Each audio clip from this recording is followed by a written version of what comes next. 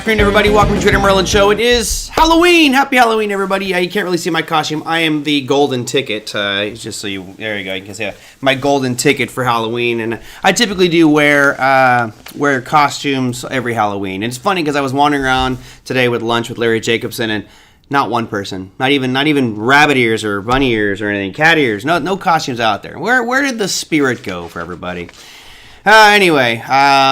Hope you all had a great session out there. I thought I would do a little bit of a kind of a Halloween special talking about the trick or treat, and I thought I would focus on Apple since Apple came out with earnings and really gave the markets a big treat for Friday. If it was not for Apple, we would have had a horrific Friday session given what happened out there with Amazon's earnings. But before I do that, I thought I would show you guys, because I always like to do decorations, and tonight part of the fun will be scaring children. This will be my goal today, is to scare children. I recorded the entryway to my house the other day just for fun. I thought I'd share it with you guys. Unfortunately, in this video, I missed a lot of things. I forgot to turn on a lot of the skeletons, a lot of the lights. I have a 12-foot skeleton off to the right-hand side as you walk into my house that has light-up eyes. I didn't even show you that one. So let me real quickly just show you this. And the audio may be a little bit off, but here is the entryway to my house. So I made some nice custom tombstones. We've got Myra Remains, gotta like Myra Remains. Eileen left with the crooked tombstone. I've got the 9-foot tall Beetlejuice sandworm, some ghosts. There's the Angel of Death, which is good at scaring people. Hey, Sheila. But yeah, we missed the 12-foot skeleton.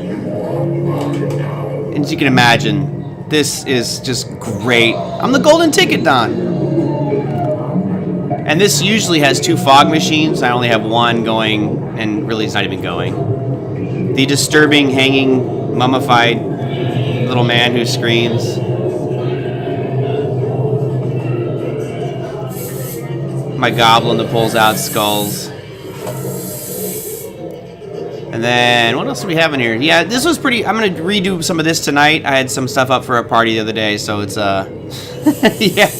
This is what I like to do for fun, Don. I love having Halloween, and every year I add a little bit more and more and more to this thing. There you go. Anyway, enough of that. That was the entryway, just the dork that I am. And yeah, I'm dressed up like the golden ticket. Good movie.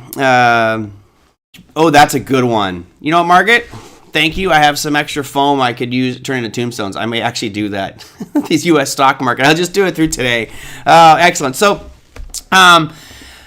I'm going to go through just some of the stuff that happened, and of course you guys all know Friday actually was probably one of the best trading days I've had all year. It was great to just not really have all this other stuff to do, and I just focus on trading and some of the moves, especially from Amazon. I bought a whole bunch of call options on Amazon and actually sold the majority of them intraday and had just a phenomenal yield rate of return for the day. One of those month-making moments for sure. But let's run through just the top 9 markets, or top 7 markets.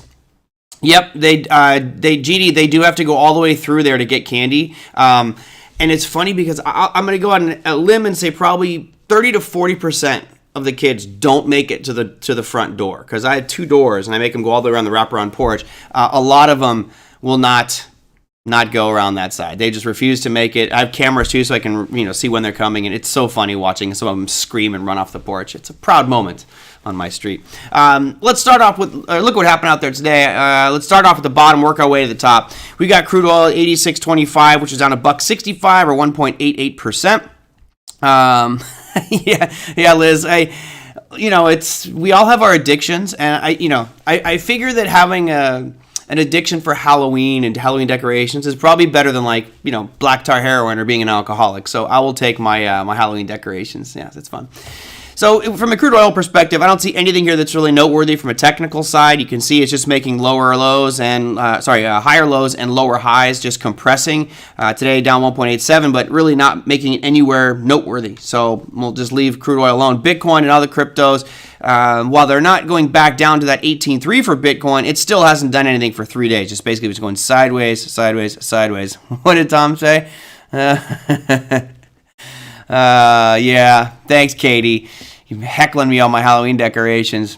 DO cops directing traffic outside. No, it's weird because very few people on our street do anything with decorations. So they like truck them in. We get a lot of trick-or-treaters, but it's just to this house. Let's see. NASDAQ 100. Now, this was a little bit of a give back today with what happened on Friday's session. Of course, we could go look at Apple real quick. Today gave back a little bit of its gains, just a little bit of a hesitation, if you will. Who knows where it's going to go? Personally, I think that Apple has peaked because of Friday's move. I saw somebody in here saying, I think it was Chase, saying he bought some puts on Friday and sold them on the open today. Yeah, I think that you'll probably, I don't know. The numbers are great. The numbers were really good. I'm not a fundamental analyst. For anybody who wants to see the breakdown on fundamentals on Apple, you guys know you can go get the... Go to the investor channel. We've had him on the program a couple times. He did a great breakdown of Apple after their earnings, and honestly, his review from a fundamental perspective was all positive. I mean, it was all positive. Everything looked great on Apple's front, but I just don't see new products in the pipeline coming out. And one of the major catalysts for their price appreciation has been share buybacks. I mean, they're buying back billions and billions of dollars, and to me, that is the trick. You look at the treat. The treat that we have for Apple was its great earnings. I mean, they were beating on almost every front. Very few areas did they miss on, so obviously a treat for everybody involved. However, the trick is that those numbers, while as great as they are, they're manipulating share price by doing a share buyback. Now, that's nothing new. All right, everybody is, not everybody, but a lot of people doing share buybacks out there. And remember, when you take shares out of circulation, it completely distorts your EPS. So, Apple can have bad earnings and still have good EPS because they've taken shares out of circulation. Therefore, you take your earnings and divide it by fewer shares, it looks better. So to me, that is just the ultimate scam that the industry allows, is the way that share buybacks are done. What they should do is Apple should buy back shares, and those shares should sit on the shelves of Apple but still count as circulation. It's an easy way to manipulate your EPS numbers, which of course is what a lot of analysts are looking at. So the big looming cloud here is the share buybacks, and I'll show you here. Let me bring it up real quick.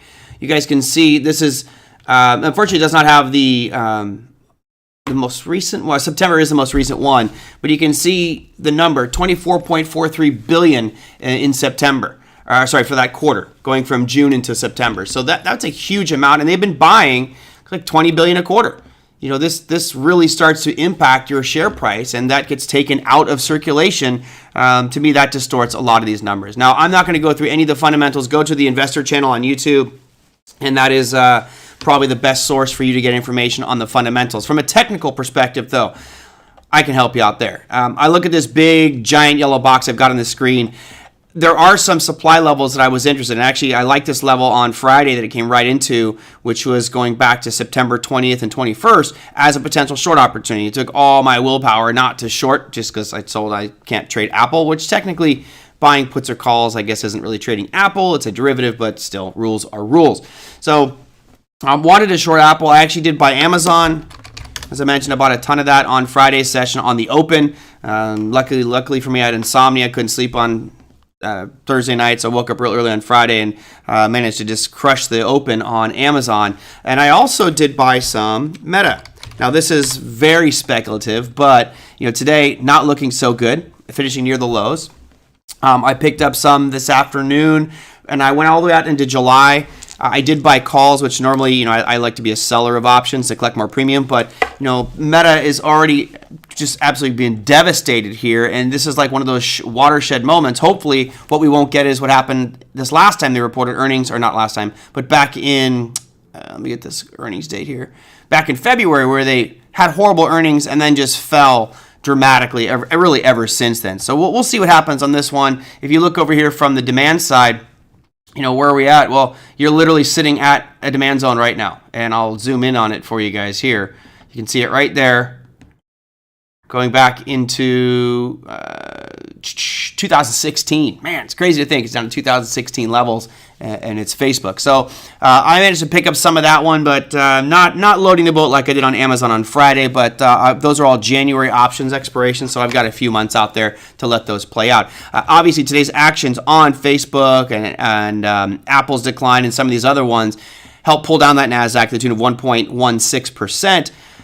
Trend to me is still strong and is still down. Really depends on, can we get above this yellow box that we drew when it came back into the supply zone that goes back to October 4th, 5th, and 6th.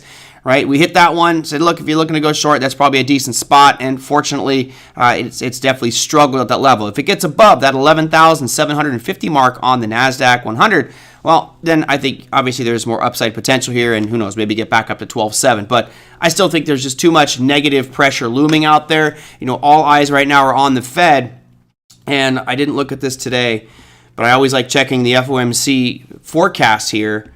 Here is the expectation. So it's definitely dropping, right? The expectations were like 95% that we're going to get a 75 basis point increase. Well, it's now only 86. So we're starting to see a 1 week change of about 9% decline in the probability of 75 basis points. I still think you're going to get 75, but if these companies keep reporting bad earnings, the Fed kind of is put in a hard spot because they want to keep rates low to stimulate the markets, but they got to keep rates high to fight inflation. So it's who's the lesser of the two evils in that situation. All right, back to the chart so I can get through our top here, and then we'll go look at a few other things that people have asked about. S&P 500, 3882 is where we closed, down 28 points. From a technical perspective, it's still just sitting right up here at this area of consolidation where it really went sideways for 3 sessions on September 19th, and then bounced off at Friday's session, selling off now, and we'll see if this actually breaks down. But the good news for anybody who's bullish on the markets is we did get a break of that high that goes back to early October, but I still do think that my lines here, these blue lines, will come into play. So hopefully we'll stop at 3,900 and get that drift down, and then I can be braggadocious and say, see, nailed it. Moving up, we've got gold down. It actually recovered a bit. It was down a lot more than this, but closing down 0.25%, 1640. I am still long gold, and I am selling covered calls against my position to generate some more premium and lower my cost basis. But the picture's pretty ugly. If you look at this one, it really looks like it's forming a descending triangle on gold, similar to what we saw back here in June, May and June, where you had the bouncing a few times along the base and then finally broke. Well, I could argue that if you go from peaks here, we are in the midst of a descending triangle. Let me move this line down here. Right, lower highs, same lows. That is not a very good sign going forward for gold. So we'll have to see how this one plays out. But I'm still going to hold gold because I believe long term that gold will fare well. So I may have to ride these ones out. Dow is your doing better and breaking above those supply levels. Thought you were taking the day off for tricks or treats. Today, Steve, no. I am doing a Halloween show. I'm definitely going to be doing trick-or-treaters tonight. There'll be a whole bunch of them, and hopefully won't run out of candy this year. I used to give handfuls of candy to kids. Now it's like 1 piece for you, Timmy, 1 piece for you, Sarah. Right where we are now on the Dow, the next major stop is 33,255 for Dow futures, and looks like we're going to get there. It's one of the few that's actually broken above that supply zone from back in September, where you see the NASDAQ has stopped at it. The S&P is at this one from September as well.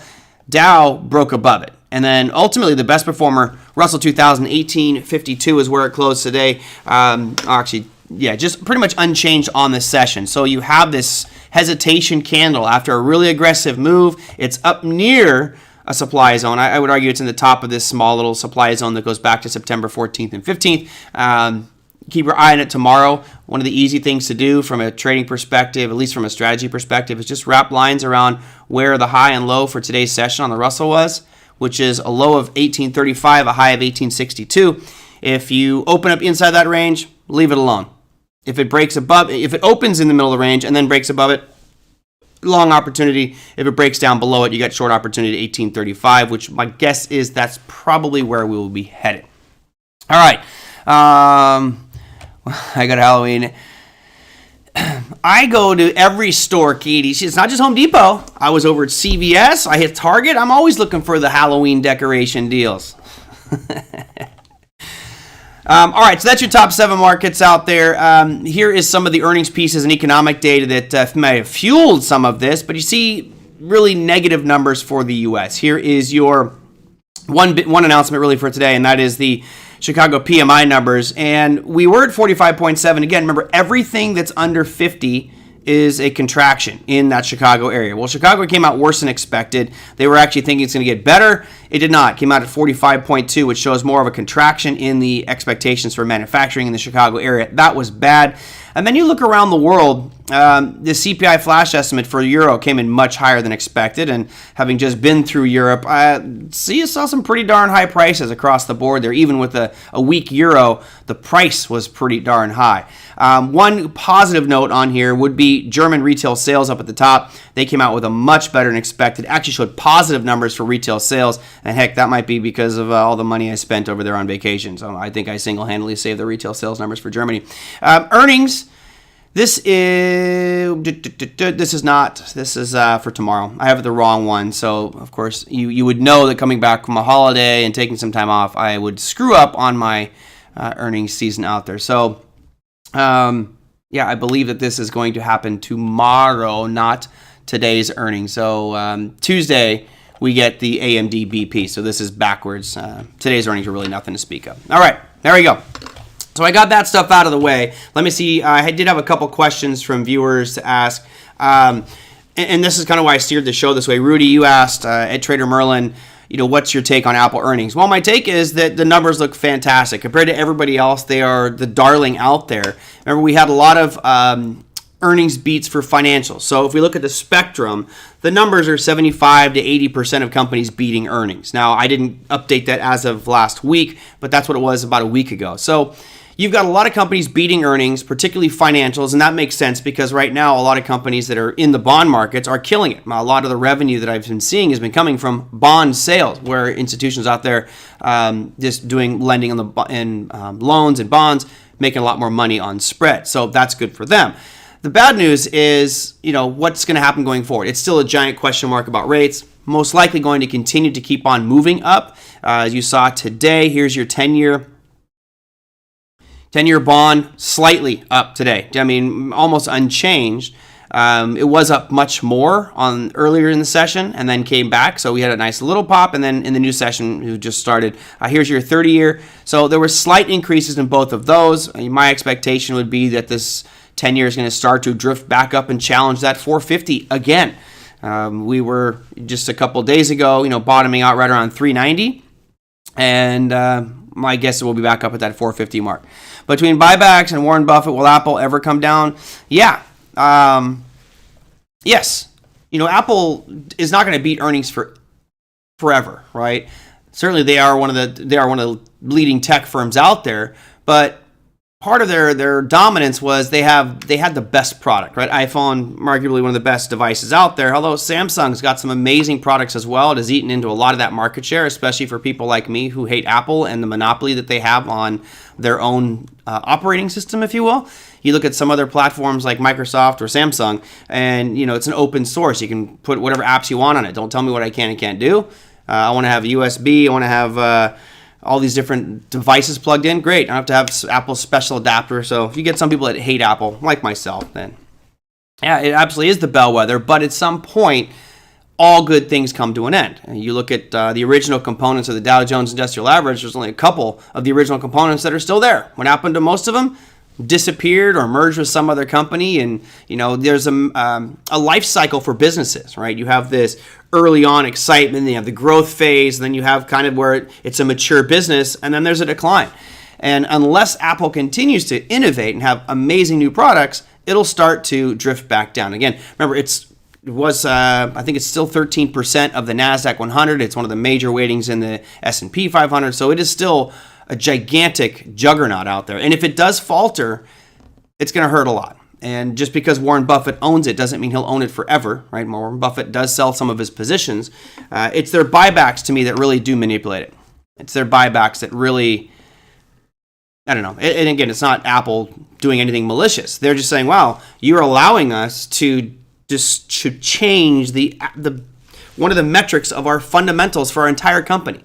And if I can change that metric, if I can say, here's what it's all based against, and that's per share, and I remove shares, well, now I'm completely manipulating my books. And personally, I don't think it should be allowed, but that's what it is. Did I get abducted? No, not abducted, Jeff. I'm the golden ticket. I'm Willy Wonka's golden ticket today, as I always like to wear costumes. So, okay, so that my take on it, Rudy. Technically, as we just had up there, I'm kind of in a wait holding period. It feels like it's just going to traverse back and forth. My guess would be that the waves that you see here, the big moves and the big ups, are going to calm down, and you will get something that looks like this. Let me just draw. You got trend lines across the top here. Notice those lower highs, and you have higher lows. So this really becomes compression. And my guess is we'll probably traverse forward. Let me actually just change this here, and I will extend these. We'll go extend right, and then I'll also extend this one right, and we'll just see how they line up eventually. My guess is you'll stay inside this range for a while and become more and more compressed. Now, I still think there's a lot of opportunity in here. I mean, look at current price of 153. If you go down to the upper trend line here, it's looking at 168. Well, that's $15. That's 10% move up. There's certainly opportunity to be investing and trading in this space. I just think it's going to start to calm down. And if the economy does continue to sour, then we'll focus more on this uptrending lows, and if that gets broken, then all of a sudden, things start to change a lot. Hey, Big Ab, good to see you. I did get my lotto ticket. Again, I'm hoping it would be so great to do a show where just the announcement that I won. Actually, I wouldn't make an announcement. You probably wouldn't know. Actually, I probably have a bigger smile. I would have a much bigger smile on my face. But yeah, I won't let most people know. Let's see. Tom says, I usually laugh at Apple users when they show me their new features. My two old smartphones almost. Yep. Yeah, and with the iPhones, like the new one, it just looks like it has probably better battery life because that's every version, and better camera. Okay. Does it mean I should spend another $1,000 right now, or I don't know how much is it? $1,500 for the phone? Probably not. Not for me. So my take on their earnings is really from the fundamental side is what I get from the investors channel, right? That to me is where I would get my information, not my information, my thoughts on the fundamentals, because I'm not a fundamental person anymore. I was when I was in college, but I don't have time for that stuff. So yeah, definitely go to the investor channel. I can post a link to you. And let me real quickly bring that one up because it does deserve, for anybody who wants it, you go to the investor channel. Oops. He's actually been doing really well. It's funny, when I first met the guy, he had a few thousand followers. Now he's got like 123,000, so he's doing damn good. Here it is. It's the investor channel. You can go to investor videos. But where is it? This one right here, Apple Storm.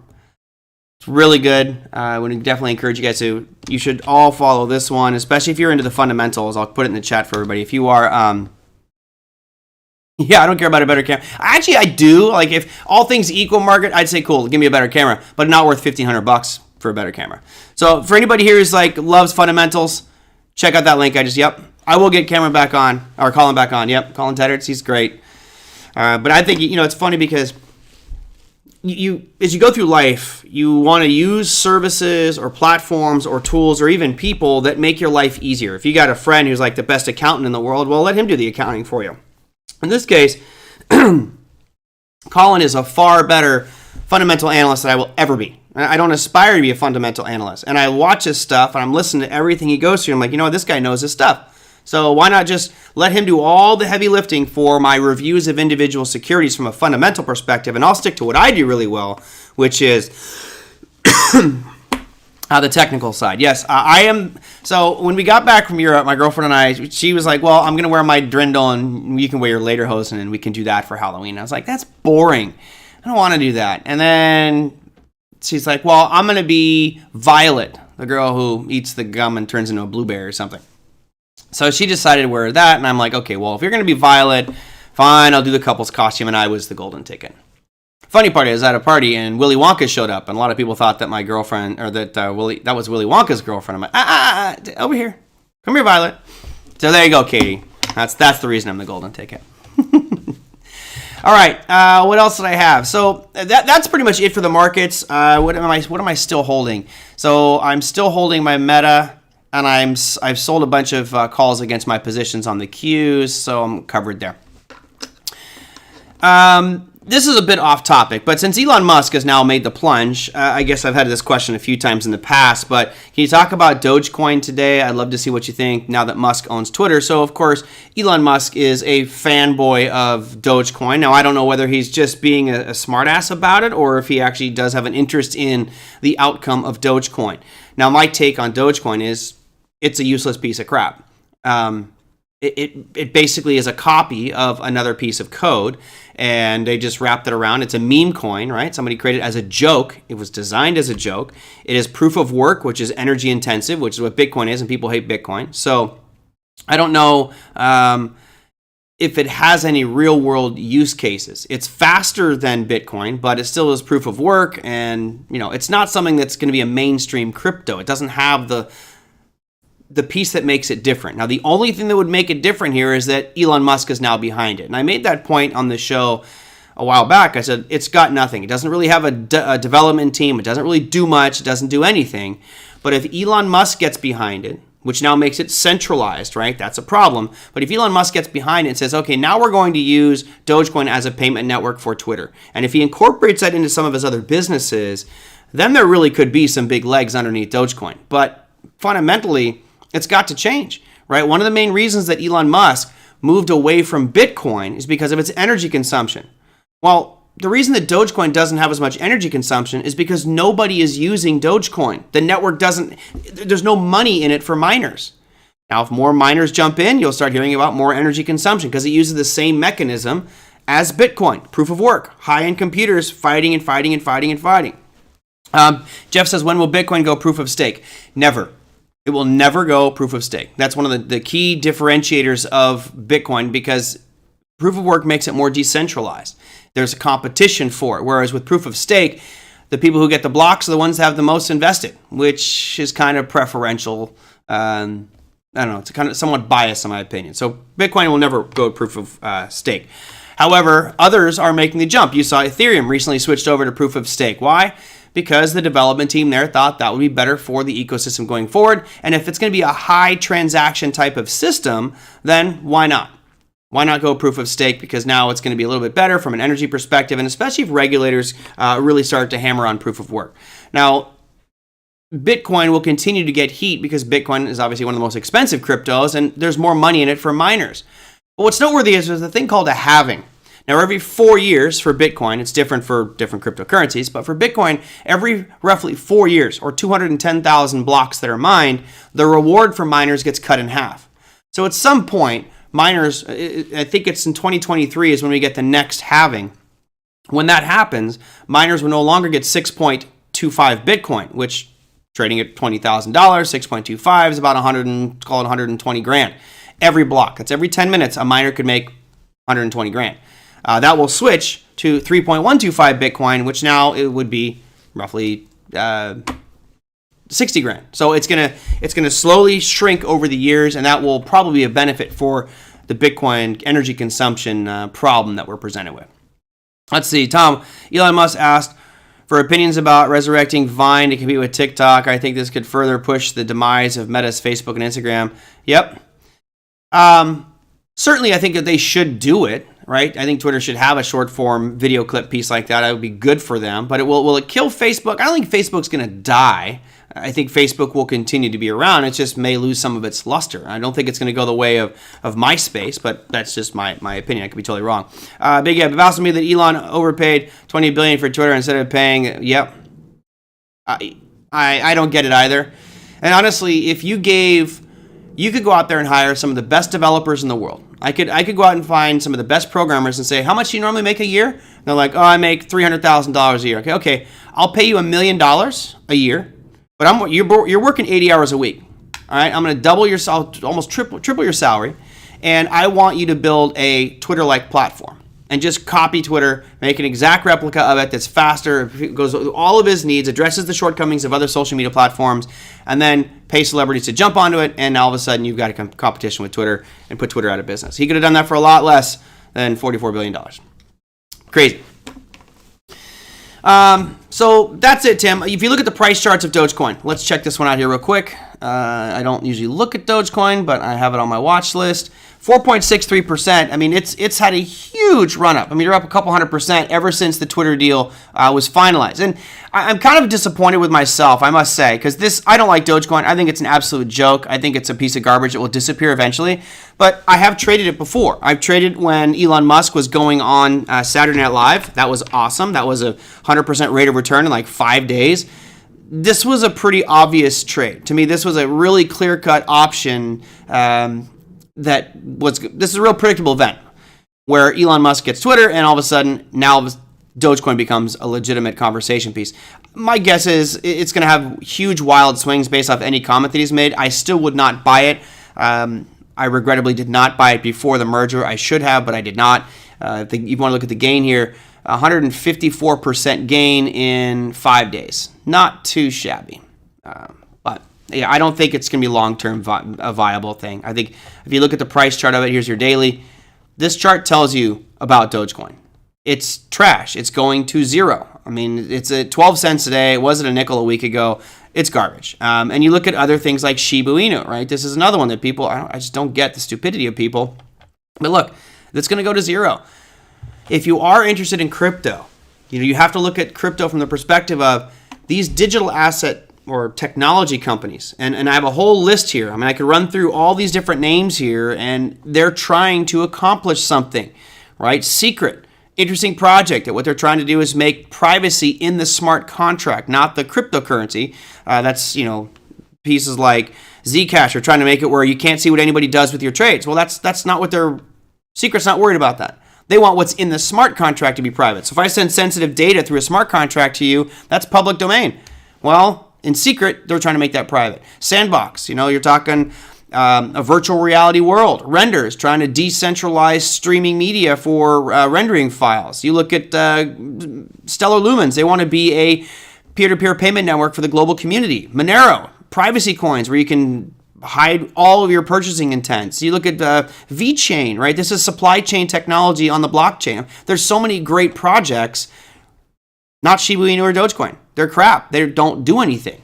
So, I don't know. I think there's, as P.T. Barnum said, there's a sucker born every minute. In the crypto world, there's probably more than a sucker born every minute, given how many new products are being created almost every single day.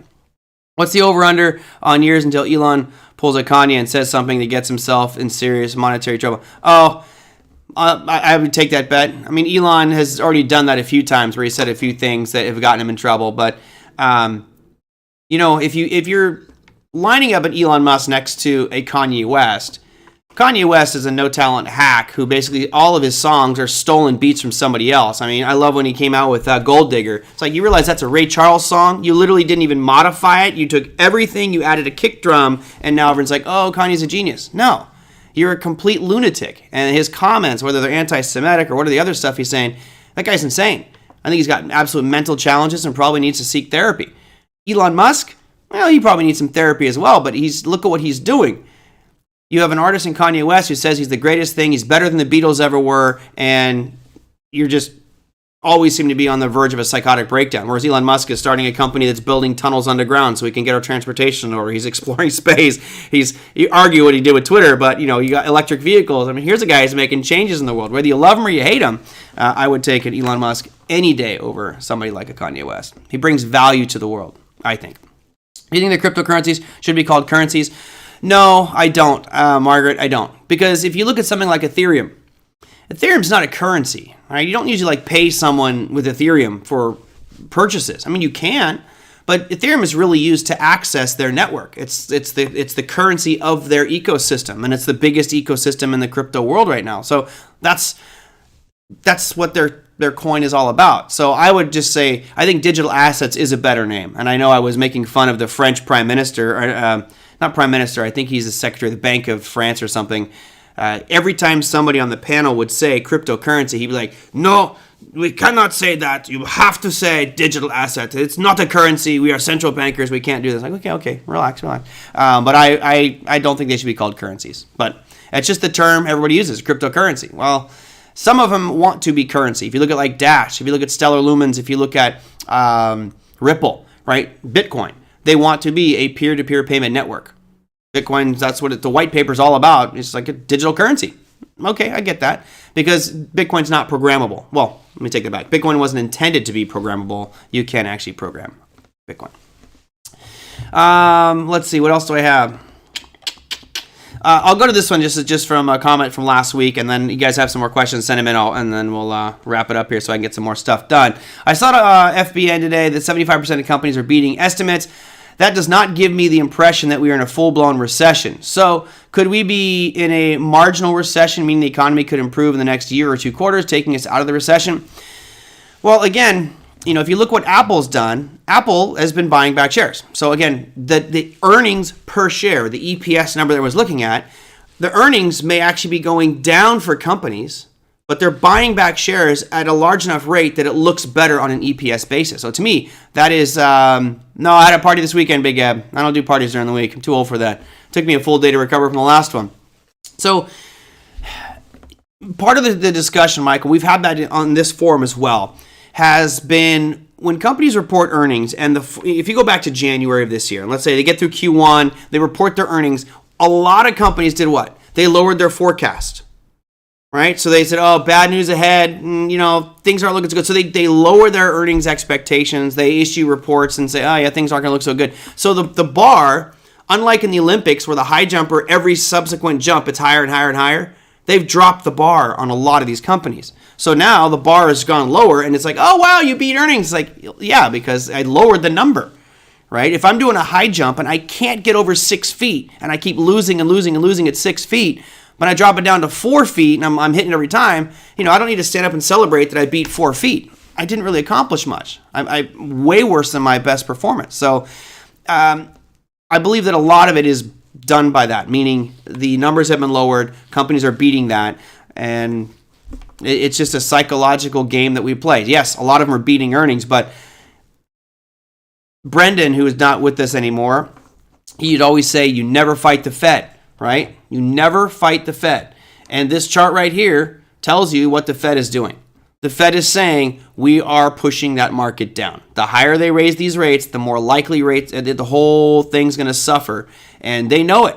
I mean, hell, Powell even said, get ready for some pain. So I still think we are headed down. I think it's not going to be like an aggressive, hell in a handbasket moment. But I think we'll drift down. We'll see things kind of get lower and lower and lower. But that's just my opinion. I know there's some of you out there that are very bullish on the markets, and that's absolutely fine. The bottom line is, if you're bullish on the market, then you got to put your money where your mouth is, and hopefully the market does what you think it's going to do. And if it doesn't, let's say you load the boat on Apple and Meta and all these different companies right now because you think the markets are going to rip up for whatever reason. Well, that's great. But if you're wrong, you better be prepared to cut those losses and move on. Never fight that Fed. No. Do you think that many companies are lowering expectations? I have not been following that there, Michael. I do believe that a lot of them have been lowering expectations because, look, the preponderance of evidence and what the Fed has been saying is we are expecting a market recession. We're expecting slower GDP. We're expecting higher unemployment. So the Fed is telegraphing dramatically here. I mean, this is almost as good as Babe Ruth pointing out to, right field and saying, I'm going to hit a home run. He's telling you what's going to happen. And I think businesses are kind of preparing for that. So you've heard bad, statements Wells Fargo was saying, or not Wells Fargo. Walmart issued one a while back where going to get really ugly from an economics perspective. Okay, great. Who cares? Go with it. Go short. I'm playing that fear by selling puts in this one, and the good news is I'm selling puts for most cases that are so far out of the money that I get my 1% or maybe a little higher, but I'm not really putting myself in harm's way. But I've gotten caught in a couple, and I just sell calls against my positions and call it a day. All right, let me see here. So tomorrow I'm going to run through all the end of the month stats. There were some pretty big swings this month. I don't have in front of me, which I should have had for you guys, your economic calendar for tomorrow. I don't know why I didn't put that one in here. I usually put them all in, but yeah, I don't have it all for tomorrow. So tomorrow's a big day. Today on an economic announcement front was pretty weak. I will bring this up here, which is our economic calendar for tomorrow. Notice there are a lot of U.S. stuff here. Really starting at 6:45 in the morning, you have manufacturing. Let me make this bigger because I know it's hard to see. You can see you've got manufacturing PMI numbers and ISM manufacturing PMI, and those are both expected to be 50 or lower. So that's true. Yeah, no, Brendan is he's still alive. He just doesn't watch this channel anymore. He's on other stuff. He got banned on Facebook and LinkedIn. Oh, Brendan. Keep it PC, Brandon. Keep it PC. JOLTS job openings, construction spending, ISM manufacturing prices, and total vehicle sales. Those are all pretty decent numbers. Of course, there's a lot more jobs data coming out this week. We have 4 big pieces. Friday is the mother load. If you watch the morning must-knows I did for OTA, really Friday is your day when you have the big unemployment numbers. You do have a rate announcement that has not happened yet. I'll go back here to tonight. You can see right here, 11:30 p.m., and that is East Coast time. You have a rate announcement. It was supposed to be 50 basis points, and from what I'm reading here, it looks like 25 basis points. So they've seemed to have toned down their rate hikes. And if you look at that Aussie dollar here, let's scroll up and show you, a lot of these currencies have done an about face from their aggressive trend. Now, it doesn't mean that they're done, but you have this big bump up here right into a supply zone on the Aussie dollar, but now drifting down. So we'll see what happens tonight with that announcement, which is going to happen in about 6 hours from now. Further down that list on the earnings calendar, or economic calendar, excuse me. Let's go back to tomorrow. You can see down here for the New Zealand, you got a bunch of big announcements and central banks speaking, but I know a lot of people here don't trade that New Zealand dollar. On the earnings front, that we do have. We have AMD.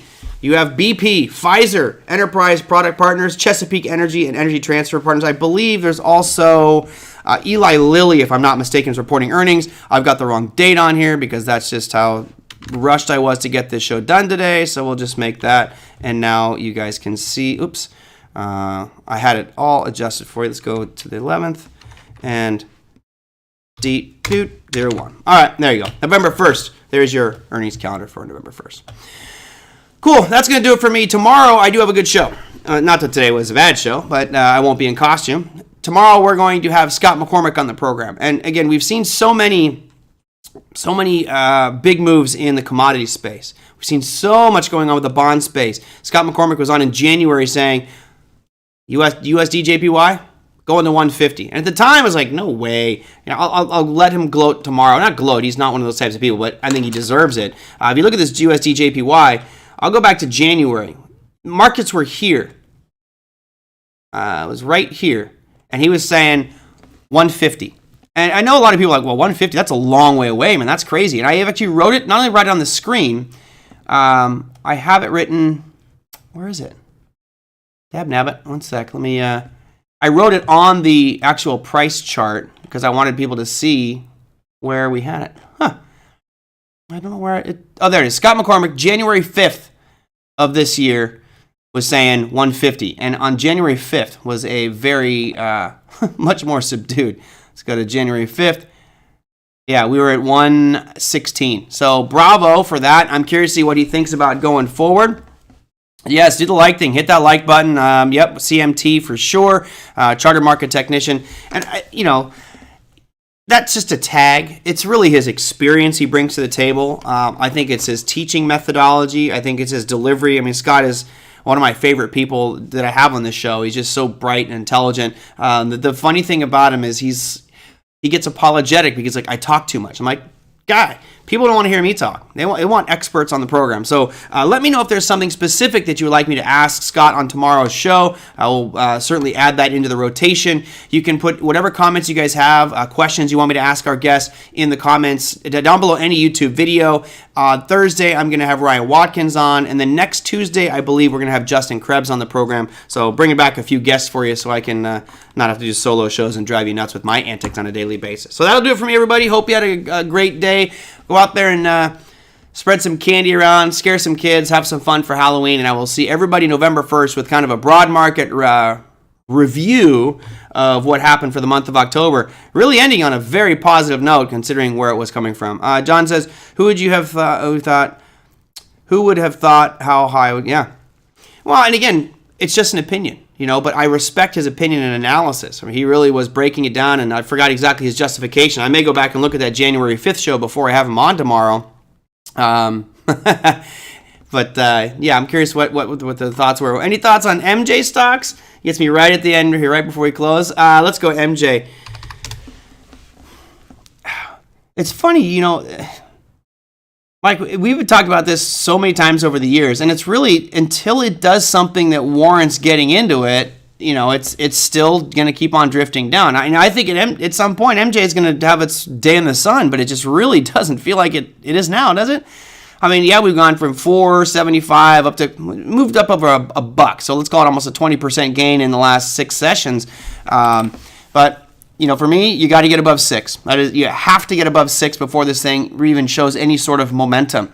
Right now, it just looks ridiculously bad from that downtrend. But at some point, this will bottom out. All right, cannabis is not going to go away. My gut tells me that it's not going to happen this year, but probably next year, we'll hear a lot more talk track about federal legalization of cannabis and cannabis products. And if that happens, MJ is probably going to soar. But I just don't know how long that's going to be. How long do you want to hold something that's a dud? So I like it, Michael. It's an opportunity cost, right? The opportunity is great because most likely we're going to have federal legalization. I mean, you even have Republicans backing the federal legalization of it. So it's not like it's Democrats want it and the Republicans don't. You're getting a lot of Republicans are actually supporting it. So we'll probably get it in the future. It's just how long are you going to hold MJ and tie up capital waiting when you could put that capital to more active trading use? That's the only tough part with me. All right.